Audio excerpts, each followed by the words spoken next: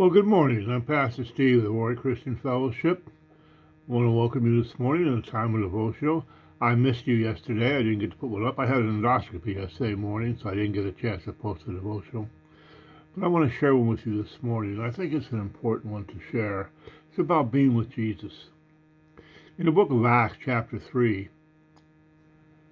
verses 13 through 14, it says, "Now when they saw the boldness of Peter and John, and perceived that they were uneducated, untrained men, they marveled, and they realized they had been with Jesus. And seeing the man who had been healed standing by them, they could say nothing against it." Now here were these fishermen, and how were they able to stand up and preach to 5,000 to come to Christ? Well, it's because Jesus lives.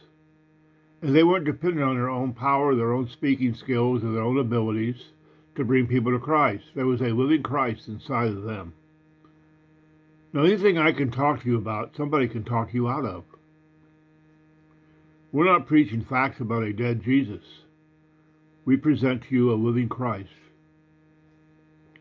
If 11 apostles who had been with him could not convince Thomas of the resurrection, I'm not going to be able to convince you.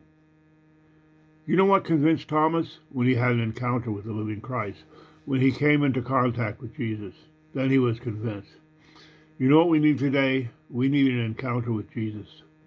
Not with the church, not with your pastor, not with the choir. You need to meet the living Christ. These people were brought into contact with the living Christ, and they were totally and absolutely changed. Think back about when you came to Jesus, how he changed you. Pray and surrender your life to God, asking him to allow you to see how he is alive and work in your life, and you'll be better for it. I hope this helps you. I hope you have a great day. Today is Good Friday. I hope you have a time of reflection on Jesus and go to church Sunday. Be well, friends. God bless you.